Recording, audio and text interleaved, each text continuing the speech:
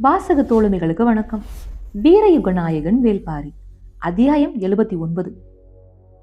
Hippalus வஞ்சி நகரை அடைந்து ஒரு வாரத்திற்கு பிறகுதான் கால்ஃபா புகார் நகரை சென்றடைந்தான். இருவரும் குலசேகர பாண்டியனின் திட்டத்தை இரு பெரும் வேந்தர்களிடமும் விளக்கினர். பரம்பிடம் தோற்றதால் இருவருமே அவமானப்பட்டு குறுகி கிடந்தனர். செங்கடச் சோழன் கால் எலும்பு முறிந்து உயிர் பிழைத்ததே பெரும் பாடாகி போனது. வலது காலை இழுத்து இழுத்து கோலின் துணை கொண்டே நடக்கும் நிலையில் இருந்தான். ஆனால் பரம்பை அழித்தொழிக்கும் வாய்ப்பு பாண்டியனின் மூலம் கிடைக்கிறது என தெரிந்த கணமே வெகுண்டு எழுந்தான். தந்தை சோழவேலன் சற்று பொறுமையாக முடிவெடுப்போம் என்று சொல்வதற்கான இடமே அன்றைய அரசவையில் எழவில்லை. சோழப்படையின் அத்தனை ஆற்றல்களையும் கொண்டு வந்து குவிக்க ஆயத்த நிலையில் உள்ளதாக அறிவித்தான்.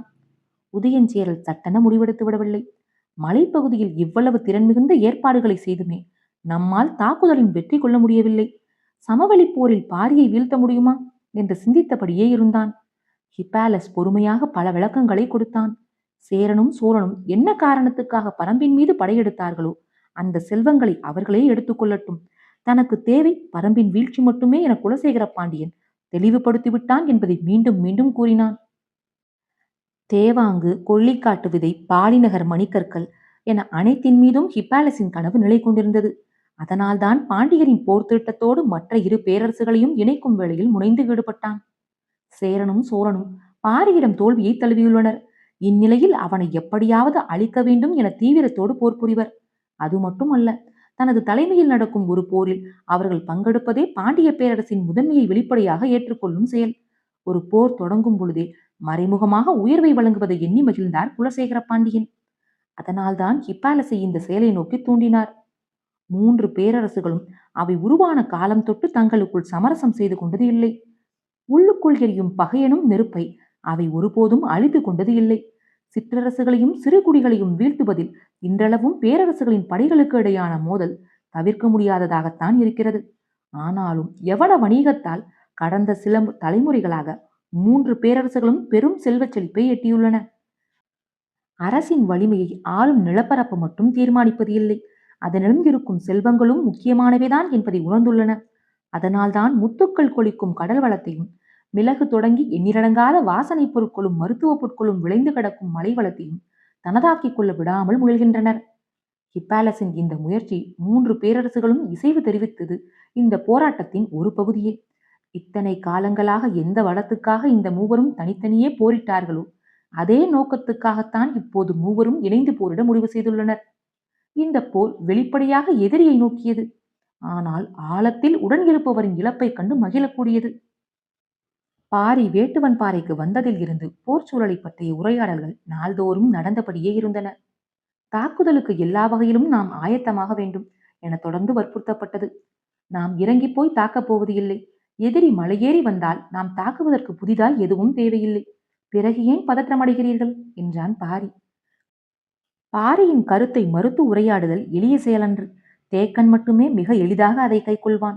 சற்றே தயங்கி ஆனால் உறுதியாக பேசக்கூடியவன் முடியன். வேட்டூர் பழையன் பாரியின் கூற்றுக்கு மறுப்பாகத்தான் பேசத் தொடங்குவார். ஆனால் அவன் மீது உள்ள வாஞ்சையால் எப்போது திசை மாறினோம் என்பதை அறியாமலே பாரியின் கருத்துக்கு உடன்பட்டு பேசிக் கொண்டிருப்பார். இவர்கள் எல்லோரிலும் ஒரே ஒரு விதிவிலக்கு வாரிக்கையன் மட்டும்தான். அவருடன் பேசும் பொழுதும் பாரியிடம் ஏற்படும் மாறுபாட்டை மற்றவர்கள் எளிதில் உணர முடியும். ஏனெனில் பாரியின் தந்தையே அவரின் சொல் கேட்டு வளர்ந்தவர். வாரிக்கையன் இன்னும் எவ்வியூரில் தான் இருக்கிறார். போர்க்களம் பற்றிய தற்போதைய உரையாடலில் அவர் கருத்துக்கள் ஊடாடவில்லை. மழைக்காலம் தொடங்கியது. பாண்டியர் படையின் பாடி வீட்டு கூடாரங்கள் தென் திசை நோக்கி இடம் மாறத் தொடங்கின. ஆயிரக்கணக்கான பொருட்களின் இடம்பெயர்வு நடந்தது. எண்ணற்ற யானைகள் இந்த செயலில் ஈடுபடுத்தப்பட்டன. இவர்கள் என்னதான் செய்கிறார்கள் என்பதை பரம்பு வீரர்கள் மலையின் மீதிருந்து கவனித்தபடியே இருந்தனர். வெள்ளடி குன்றில் இருந்து நெடுங்குன்று வரை கூடாரம் அமைத்திருந்த படை இப்பொழுது முழு மூச்சாக நெடுங்குன்றில் இருந்து தென்புறமாக இடமாறிக் கொண்டிருந்தது. வேட்டுவன் பாறை என்பது பரம்பின் மிக முக்கியமான இடம் என்பதால் தங்களின் இருப்பிடத்தை மிகவும் தள்ளி கொண்டு போகிறார்கள் என்பதை புரிந்து கொள்ள முடிந்தது. மயிலா கருவுற்றிருந்ததால் அவளுக்கு கனிகளை கொடுத்து உபசரிக்க ஆதினியை வர சொல்லியிருந்தான் பாரி. அவளும் தன் தோழிகளோடு வேட்டுவன் பாறைக்கு வந்திருந்தாள். சில நாட்கள் அங்கேயே தங்கியிருந்தான் பாரி. அடைமலை முடிவுற்ற மறுநாள் பரம்பின் வீரன் ஒருவன் பாரி இடிந்த குடில் நோக்கி ஓடி வந்தான். அவன் சொன்ன செய்தி கேட்டு எல்லோரும் குன்றின் மேலேறி நின்று பார்த்தனர். தென் திசையில் இருந்து பெரும் படை ஒன்று அணியணியாய் வந்து கொண்டிருந்தது. படையின் முன்னணி வீரன் ஒருவன் ஏந்தியிருந்த பதாகையில் சேரனின் வில் பொறிக்கப்பட்டிருந்தது. அடுத்த 10ஆம் நாள் வடதிசையிலிருந்து வந்த படையணியினர் புலிக்கொடி ஏந்திய பதாகையை சுமந்து வந்தனர். இதுவரை காரமலையின் அடிவாரத்தில் இருந்த 3 குன்றுகளின் மேலிருந்து பரம்பு வீரர்கள் கண்காணித்துக் கொண்டிருந்தனர். இப்போது 6 குன்றுகளின் மேலிருந்து கண்காணிக்க வேண்டியிருந்தது. வந்து குவியும் படை வீரர்களின் எண்ணிக்கை எல்லையில்லாத விரிவை எய்திக் கொண்டிருந்தது. மூவேந்தர்களும் படையை ஒரு முனையில் குவிக்கின்றனர் என்ற செய்தி உறுதிப்பட்ட பிறகு பரம்பின் எல்லா திசைகளில் இருந்தும் வீரர்கள் கீழ்த்திசைக்கு அழைக்கப்பட்டனர். வாரிக்கையனும் கூழையனும் சில நாள் இடைவெளியில் வேட்டுவன் பாறைக்கு வந்து சேர்ந்தனர். கருவூல பொறுப்பாளர் வெள்ளிக்கொண்டாரை தவிர மதுரையின் அரண்மனை நிர்வாக பொறுப்பில் இருந்த அனைவரும் வெங்கல் நாட்டுக்கு வந்து சேர்ந்தனர். குட்டநாட்டு அமைச்சன் நாகரையன் வந்து சேர்ந்தான். ஆயிமலையில் நடைபெற்ற தாக்குதலில் குடநாட்டு தளபதி எகல்மாடன் தலைமையிலான படை மட்டுமே முழுமுற்றாக அழிவுற்றது. குட்டநாட்டு தளபதி துடும்பன் தலைமையிலான படை பரம்புக்குள் நுழையாமலேயே நின்றுவிட்டது. இதன் பின்னணியில் உதயஞ்சேரலின் துரோகமும் அடங்கியுள்ளதாக நினைத்த குடநாட்டு வேந்தன் குடவர்கோ இன்னொரு கூட்டுப்போரில் பங்கெடுக்க விரும்பவில்லை. எனவே குட்டநாட்டு படை மட்டுமே போர்க்களம் வந்தது. சேர நாட்டின் அமைச்சராக நாகரையனே விளங்கினான். சோழ நாட்டு அமைச்சன் வளவன்காரியும் வந்து சேர்ந்தான். பாண்டிய பேரரசின் தலைமை அமைச்சர் முசுகுந்தர் எல்லோரையும் ஒருங்கிணைத்து வழிநடத்தினார். அமைச்சர்களின் சந்திப்பு நடந்த பிறகுதான் வரப்போகும் படைகளின் தன்மையும் எண்ணிக்கையும் முழுமையாக தெரிய வந்தன. அந்த படைகளுக்கு தேவையான ஆயுதங்கள், அவற்றை செப்பனிடுவதற்கும் புதிதாக உருவாகுவதற்கும் தேவையான ஏற்பாடுகள், உணவு ஏற்பாடுகள், பண்டக சாலைகள், மருத்துவர்கள், சிகிச்சைக்கான பகுதிகள், குதிரைகளுக்கும் யானைகளுக்குமான கட்டுத்தறிகள், போர்க்களத்துக்கான தேர்கள், அவற்றுக்கான பராமரிப்பாளர்கள், பிற கருவிகள், போர் விலங்குகளுக்கான கூலங்கள் ஆகிய எல்லாவற்றையும் செம்மையுற கணக்கிட்டனர். பரம்பின் தரப்பில் ஆயத்தங்களை தொடங்க வேண்டியதை பற்றிய உரையாடல் ஒரு வழியாக முடிவுக்கு வந்தது. பாரி ஒப்புதல் வழங்கிய பிறகு சிறுபாலி நகரில் ஆயுதங்களை உருவாக்கி கொண்டிருந்த அத்தனை பேரும் கீழ்த்திசைக்கு இடமாற்றினர். மூவேந்தர்களும் போர்ப்பாசறை வேட்டுவன் பாறையிலிருந்து பலகாத தொலைவில் இருப்பதால் தங்களின் இருப்பிடத்தையும் மாற்ற முடிவு செய்தனர். வேந்தர்களின் படைக்கல கொட்டில் செம்மையுற வடிவமைப்பதற்கான வேலைகள் தொடங்கின. மதுரையில் இருந்து தலைமை அமைச்சர் முசுகுந்தர் வரும்பொழுதே அவருடன் அரண்மனையின் தலைமை கணியன் அந்துவனும் வந்திருந்தான். மூலப்படை பாசறை அமைக்கும் போகும் நிலப்பகுதிக்கு 3 நாட்டு அமைச்சர்களும் அந்துவனும் மாணாக்கர்கள் சிலரும் புறப்பட்டு போயினர். அவர்கள் சென்று சேரும் பொழுது மயூர்கிழார் வரவேற்க நின்று கொண்டிருந்தார். உடன் பூசகர்களின் குழு ஒன்றும் இருந்தது. முசுகுந்தர் அந்த பெரும் நிலப்பரப்பை குதிரையில் இருந்தபடியே பார்த்தார். காரமலையின் அடிவாரத்தில் சற்றே திமிழ்முறுக்கி இருக்கும் பெரும் மேடாக அந்த இடம் இருந்தது. மேட்டின் நடு பகுதியில் இறங்கி நின்றனர்.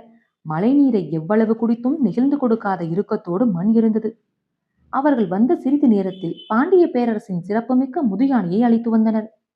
தாளம் பூநிற தந்தமும் வட்டமாய் அகன்ற நடுவில் குளிந்த கும்பங்களும் நீண்டு நெளியும் அழகான வாளும் நான் பூட்டிய வில்லினை ஒத்த முதுகெலும்பும் உடைய பவளவந்திகை என்னும் பெயர் கொண்ட அந்த யானை பாசறை நிலத்துக்கு வந்து சேர்ந்தது.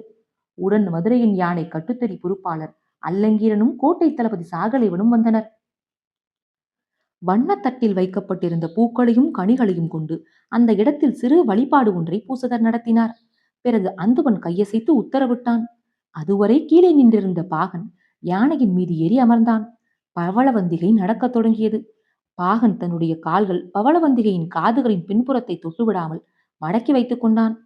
எந்த திசைக்கு போக வேண்டும் என்ற குறிப்பு ஏதும் பாகனின் கால்கள் சொல்லாததால் யானை அதன் விருப்பத்துக்கே நடந்தது. அந்த பெரும் மேடு முழுவதும் குறுக்கும் நெடுக்குமாக நடந்த பவளவந்திகை மீண்டும் புறப்பட்ட இடத்துக்கு வந்து சேர்ந்தது.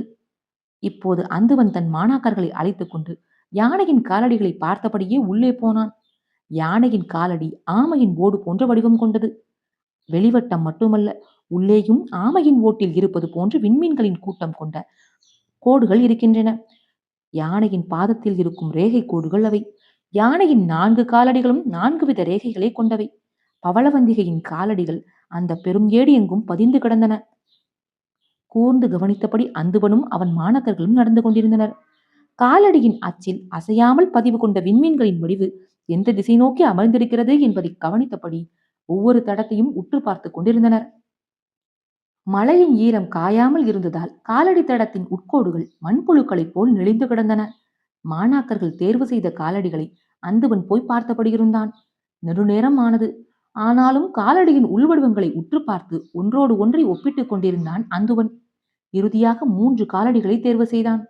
பெருமேட்டின் உச்சிப்பகுதியில் அமைந்த காலடி தடத்தில் பாண்டிய பெருவேந்தனுக்கான பாசறை கூடாரம் அமைக்க இடம் குறித்தான். அதில் இருந்து மிக தள்ளி தென்புற காலடி தடத்தில் சேரவேந்தனுக்கான இடத்தையும் வடகிழக்கு பகுதியில் சோழனுக்கான இடத்தையும் அந்துவன் தேர்வு செய்து தந்தான். 3 பேரரசர்களும் தங்க அவர்களை சுற்றி பல்லாயிரம் வீரர்கள் மொய்த்து கடக்கப் போகும் அந்த இடத்துக்கு மூஞ்சல் என பெயரிட்டார் முசுகுந்தர். மூலப்படை நிலை கொள்ளப் போகும் படைக்கல கொட்டில் மூஞ்சலில் உருவாகத் தொடங்கியது. பேரரசர்களின் பாசறை கூடாரம் மிக பெரியதாகவும் வசதி மிக்கதாகவும் உட்பாதுகாப்பு அரண் கொண்டதாகவும் அமையத் தொடங்கியது. அவர்களை சுற்றி இளவரசர்களும் முக்கியமான சிற்றரசர்களும் தங்குவதற்கான கூடாரங்கள் அமைக்கப்பட்டிருந்தன. குவிக்கப்படும் படைகளை விட்டு மிக தள்ளி பெருமேடு ஒன்றில் விரிவு கொண்ட கூடாரங்கள் எண்ணற்ற அமைக்கப்படுவதை குன்றின் மேல் நின்று பரம்பு வீரர்கள் பார்த்தபடி இருந்தனர். எதிரி படைகள் குவிக்கப்பட்டிருக்கும் இடத்தை நோக்கி அதற்கு நேர் எதிர் திசையில் தங்களுக்கான இடத்தை தேக்கன் தேர்வு செய்தான். காரமலையின் சரிவில் நாகக்கரடு இருக்கிறது. சில காத தொலைவுக்கு நீண்டு கிடக்கும் கரட்டு மேடு இது. வேட்டுவன் பாறையளவே உயரம் கொண்டது. பரம்பின் வீரர்கள் நிலை கொள்ள இது ஏற்ற இடம் என்று தேக்கன் முடிவு செய்தான். அவற்றுக்கு சற்று மேலே காரமலையில் 20 பனை உயரத்தில் இரளிமேடு இருக்கிறது. எண்ணற்ற குகைப்பாறைகளை கொண்ட இடம் அது.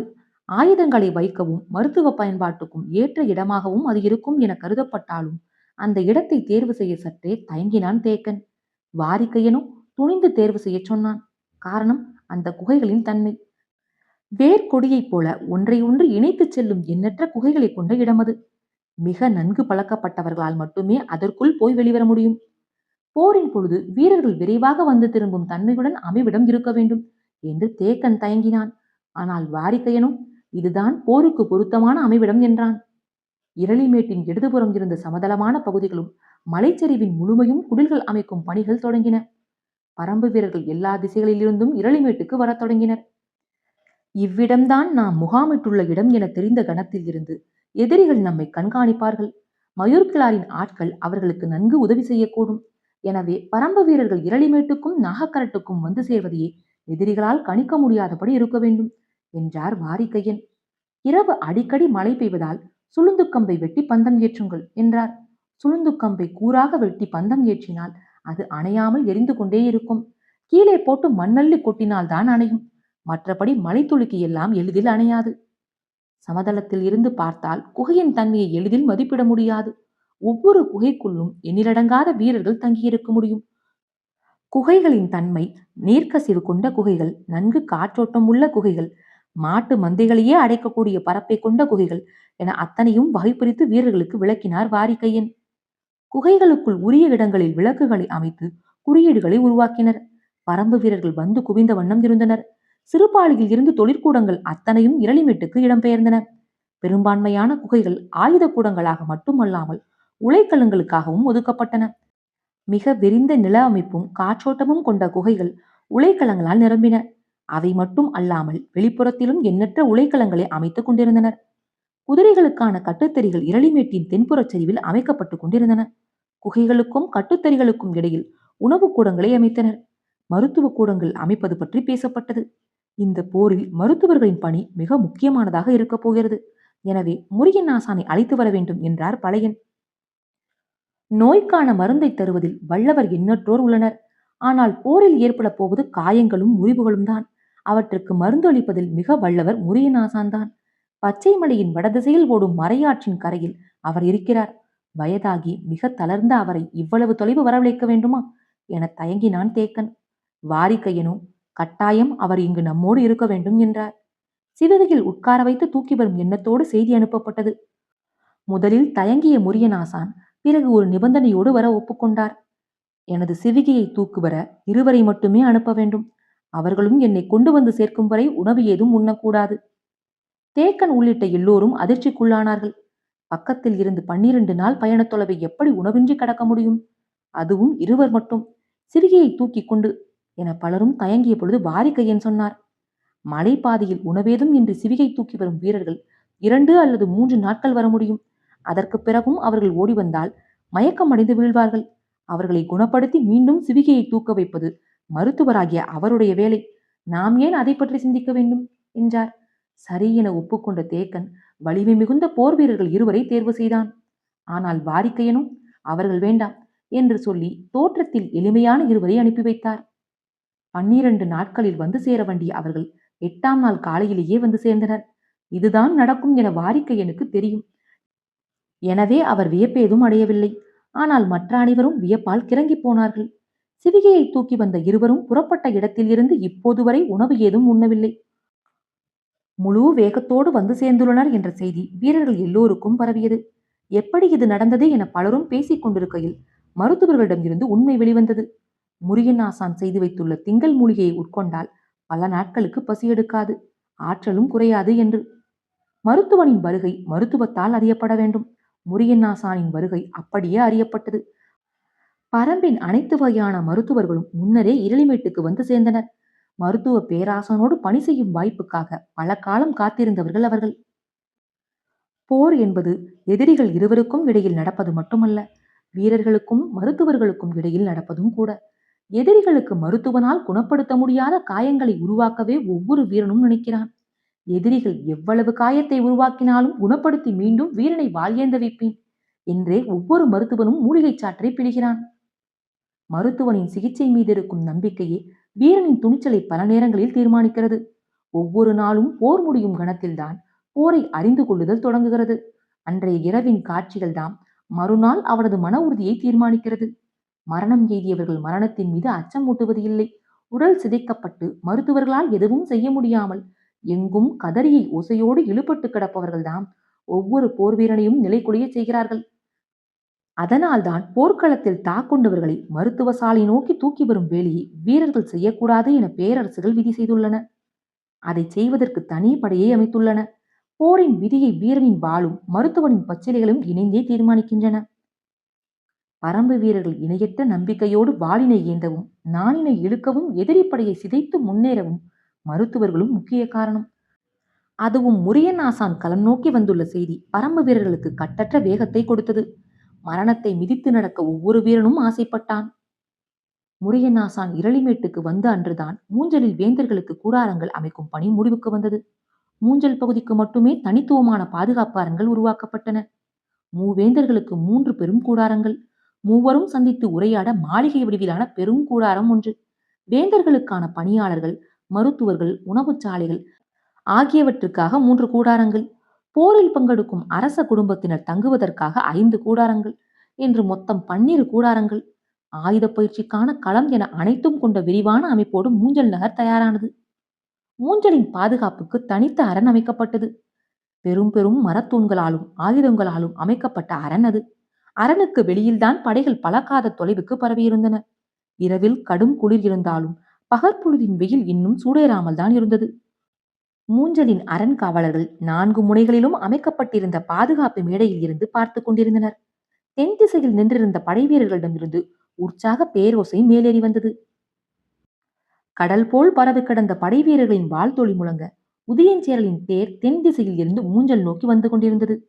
தேருக்கு முன்னால் சேரநாட்டு தளபதி துடும்பன் குதிரையில் வந்து கொண்டிருந்தான். அவனுக்கு முன்னால் கவச வீரர்கள் அணிவகுத்து வந்தனர். நாணேற்றப்பட்ட வில்லை பதாகையில் தாங்கிய வீரன் முதலாவதாக வர அவனைத் தொடர்ந்து அணியணியாய் சேர வீரர்கள் வந்து கொண்டிருந்தனர்.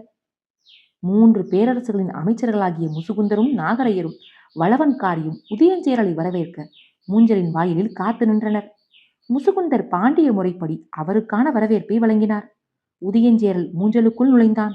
அரச குல முது யானை பவளவந்திகை மாலை சூட்டி வணங்கி தனது முதுகின் மேலிருந்த அம்பாரியில் ஏற்றிக்கொண்டது. மூஞ்சலின் வீதியெங்கும் நிறைந்துள்ள பாதுகாப்பு வீரர்களின் வாழ்த்துடிகளை ஏற்றபடி தனக்கான பாசறை கூடாரத்துக்குள் நுழைந்தான் உதயஞ்சேரல். தான் நினைத்ததை விட உதயஞ்சேரல் இளமையோடு இருக்கிறார் என்று கருதிய முசுகுந்தருக்கு அவனுடைய தோளின் மேல் கரும் குரங்கு குட்டி ஒன்று உட்கார்ந்திருப்பது ஏன் என்பது புரியவில்லை. உதயஞ்சேரல் வந்த மறுநாள் சோழ பேரரசனுக்கான வாழ்த்துளிகளால் படைக்கலக்குட்டில் குலுங்கியது. புலிக்கொடி ஏந்திய பதாகையை யானையின் மீது தாங்கி பிடித்த வீரன் முன்வர அவனைத் தொடர்ந்து பேரரசரின் தேர் வந்து கொண்டிருந்தது. தேருக்குள் தந்தையும் மகனும் இருந்தனர். செங்கணச் சோழனுக்கு கால் முறிவு கொண்டதால் அவனால் நின்று போரிட முடியாது. மற்ற 2 பேரரசர்களும் போரில் நேரடியாக ஈடுபடும் பொழுது சோழ பேரரசர் மட்டும் நேரடி போரில் ஈடுபடாமல் இருந்தால் அது சோழ நாட்டுக்கு பேர் அவமானமாகும். எனவே மகனின் சார்பில் நான் போரில் பங்கெடுப்பேன் என்று கூறி சோழவேலன் உடன் வந்தார். அன்று மாலை வீரமுண்டா வாத்தியம் இடியென முழங்கத் தொடங்கியது. பேரிகையின் ஓசையோ எல்லையில்லாத அதிர்வை உருவாக்கியது. எங்கும் போர்க்களத்துக்கு உருவிய கருவிகள் இசைக்கப்பட்டன. அணிவகுத்து வந்த யானைகளின் மணியோசை பேரிகையை விஞ்சிக் கொண்டிருந்தது. வீரர்கள் விண்ணை பிளப்பதைப் போல முழக்கமிட்டனர்.